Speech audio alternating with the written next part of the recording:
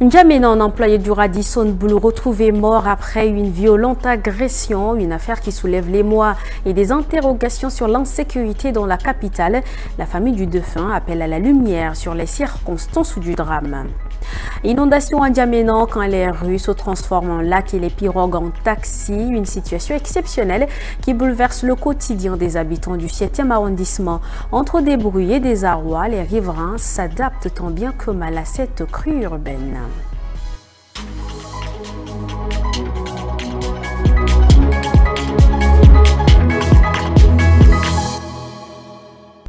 Lundi 25 août 2025, chers téléspectateurs, bonsoir et bienvenue à ce 19h45. Sylvestre Dingamgoto, employé à l'hôtel Radisson Blu de N'Djamena et âgé d'une quarantaine d'années, a été retrouvé mort dans la matinée du dimanche 24 août 2025 suite à une violente agression survenue la nuit précédente. Sa moto a été emportée et son corps découvert à la morgue de la capitale. Nos reporters Melassem Emmanuel et Boyom Krios se sont rendus au domicile familial pour en savoir davantage. Explications. Selon les témoins, c'est ici, au cœur de cette ruelle, que le drame s'est déroulé. Sylvestre Dingamgoto a été attaqué mortellement par 3 individus. Ses agresseurs l'ont laissé gisant dans son sang, emportant ses biens dans sa moto. À la maison, la famille réclame justice.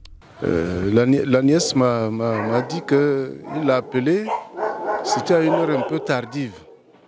Et elle a insisté pour qu'il rentre. Mais il a aussi insisté pour que la nièce aille le trouver là-bas. Donc c'est comme ça que la nièce est partie. Il se faisait déjà tard. Et elle a insisté pour qu'il puisse rentrer. Et c'est comme ça que sur le chemin de retour, ils ont pris le virage à partir de Mirande, de l'hôtel Mirande. Et c'est là où ils étaient poursuivis par une bande de 3 personnes qui se sont remorquées sur une moto.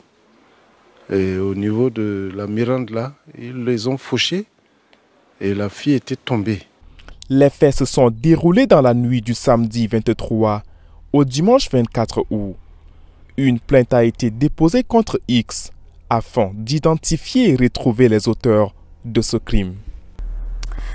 Un drame conjugal insoutenable a bouleversé la ville de Pala dans le Mayo-Kébi-Ouest. Dans la nuit du samedi 23 au dimanche 24 août, une dispute a viré au tragique. Une femme enceinte de 7 mois et mère de 4 enfants a succombé après avoir été violemment battue par son mari, agent municipal à la mairie de Pala. Alexis Pierre à Bibangui. C'est au quartier Palaoua que le drame se produit. Kata Vekeneuil, enceinte de 7 mois, aurait passé la nuit agonisante derrière la case familiale, après avoir été rouée de coups par son mari, Vunda Olivier.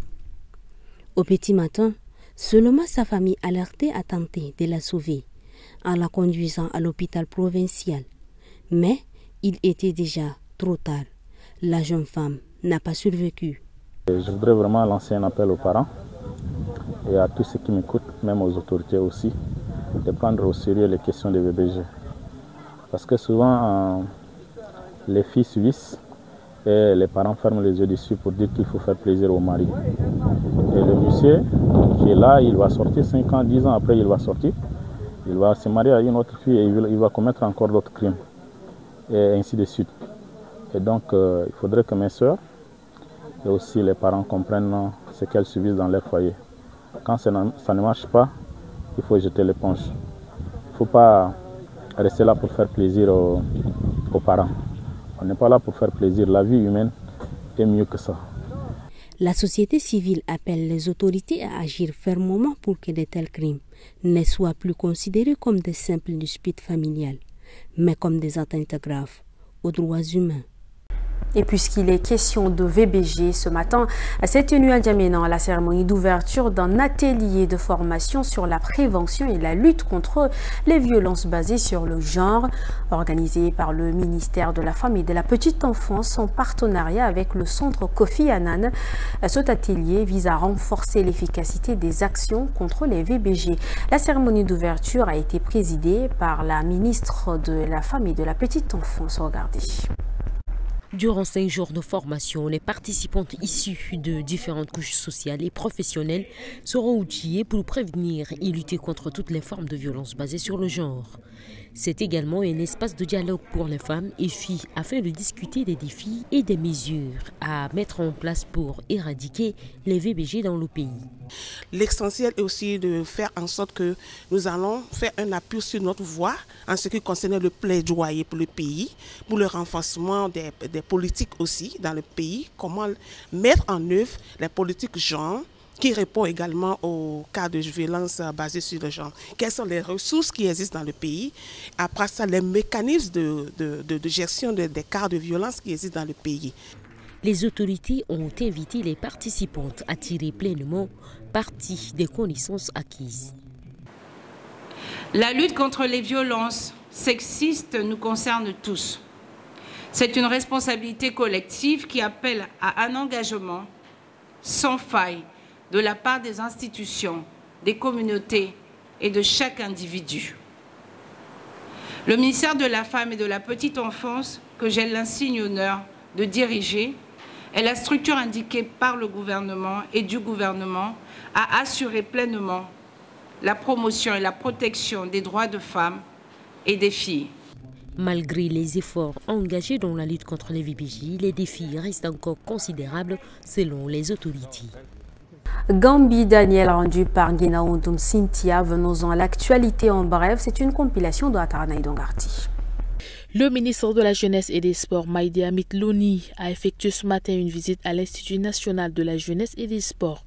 Objectif, s'imprégner des réalités quotidiennes des étudiants et encadreurs. À l'issue de cette descente, le ministre a annoncé une réforme globale de l'INJS afin d'en faire un pôle d'excellence au service de la nation. Il a insisté sur la volonté du chef de l'État de placer la jeunesse et le sport au cœur de son action politique et sociale. La lutte contre le choléra se poursuit dans le Wadaï. Le ministre de la Santé publique, Dr Abdelmadjid Abderrahim, a présidé la réunion du comité provincial de riposte. D'après le rapport présenté, 938 cas suspects ont été enregistrés, dont 39 confirmés et 63 décès. Le ministre a appelé à renforcer la coordination avec les partenaires et à instruire la finalisation des documents stratégiques en vue de la campagne de vaccination. Enfin, en N'Djamena, la police nationale a démantelé un réseau de faussaires spécialisés dans la falsification de numéros de châssis et la manipulation de systèmes GPS sur des véhicules. 2 suspects ont été arrêtés en flagrant délit en possession de matériel sophistiqué. L'enquête se poursuit pour identifier les complices et mettre fin à ces pratiques frauduleuses. Des pirogues pagaies en pleine ville, un moyen de transport inhabituel mais devenu indispensable pour les habitants du 7e arrondissement, notamment dans les quartiers Gassi et Abénan, où les fortes pluies ont transformé les grandes voies de la capitale en véritable lac artificiel. Guémé Moussa, Maxime Solmengar, à Somorjumlela. Nous sommes sur la rive d'un fleuve artificiel à Abénan, en plein cœur de la capitale. Un lac temporaire créé par les eaux de pluie où des pirogues stationnées embarquent les passagers. Des habitants qui vivent autour du marché d'Abénan. À chaque saison des pluies, la scène se répète. Même eau, même cri des riverains, même nécessité de s'adapter. Ça nous arrange, nos miskines là-bas, aller où? On fait avec ça. Mais là, c'est ça qu'on fait. C'est 50, cette fois-ci, l'eau là est venue beaucoup, là, c'est 100 francs maintenant. Donc ça nous arrange. Les enfants se débrouillent là, mais c'est mauvais pour leur part. Les pieds là est tout gâté. Ça là, c'est une route même. En pleine capitale, ça, on n'appelle même pas ça une route. Ça, on est vraiment découragés. Mais on monte des pirogues, non, voilà les pirogues. Alors, les pirogues sont là. En pleine capitale et vitrine de l'Afrique. Regardez. Regardez, voilà ça. Et c'est ce qu'on vivait. On veut un grand changement. Chaque année, nous souffrons à cause des inondations. Même trouver un abri pour protéger sa tête et celle de ses petits-enfants devient un problème et cela nous expose à différentes maladies. Tout ce que nous demandons, c'est qu'on nous construise simplement cette route, c'est tout. Pour une traversée, il faut débourser 100 francs CFA. Certains font ce trajet 3 à 5 fois par jour et les Averselles n'ont pas encore dit leur dernier mot. La saison des pluies, c'est également la saison du manioc dans la capitale tchadienne. Et vous le savez, un produit de base qui ne se limite pas à nourrir des familles, mais qui s'impose aussi comme une véritable source de revenus. Du grossiste à l'élève qui prépare sa rentrée, chacun trouve son compte dans ce commerce qui nourrit bien son homme, dit-on. Nos reporters Émile Dolinassou et Perline Modumadi se sont rendus sur le terrain. Reportage. Des tubercules de manioc en vrac. Une véritable manne pour Mimidi Sabine. Depuis son installation, la semi-grossiste s'approvisionne principalement auprès de Krim dans le Logone occidental. Ici, au quartier Walia, le long de la Nationale 1, ses clients affluent. Le manioc part vite, tant la demande est forte. Je vends du manioc pour gagner 50 ou 150 francs afin de nourrir mes enfants. Il m'arrive de voyager de N'Djamena à Krim pour m'approvisionner. Parfois, le sac coûte 7000 francs, mais grâce aux bénéfices, j'arrive à subvenir à mes besoins. Avant, je vendais des amuse-gueules appelées Zanani, puis je suis revenu au commerce du manioc puisque c'est la saison. Mais en ce moment, il est difficile d'écouler le manioc. On en trouve partout et le marché est saturé. Mais Sabine n'est pas seule sur ce marché. Des jeunes filles, vendeuses ambulantes, sillonnent les rues pour attirer les clients. Je viens pour prendre et je lave avant de vendre ça. Parfois, je pars dans les quartiers loin, vers Dembe, Sabangali, Paris-Congo et Saint-Fil. Parfois, je trouve des bénéfices 1500, 2000. Ça dépend. Le jour que je prends beaucoup, je trouve aussi des bénéfices. Beaucoup aussi. Surtout riche en glucides, mais pauvre en protéines, le manioc reste pour l'instant l'aliment roi de ce marché de proximité. Et c'est avec ces images que nous bouclons cette édition de ce lundi. Merci à vous, chers téléspectateurs, de l'avoir suivi. Bon début de semaine à tous.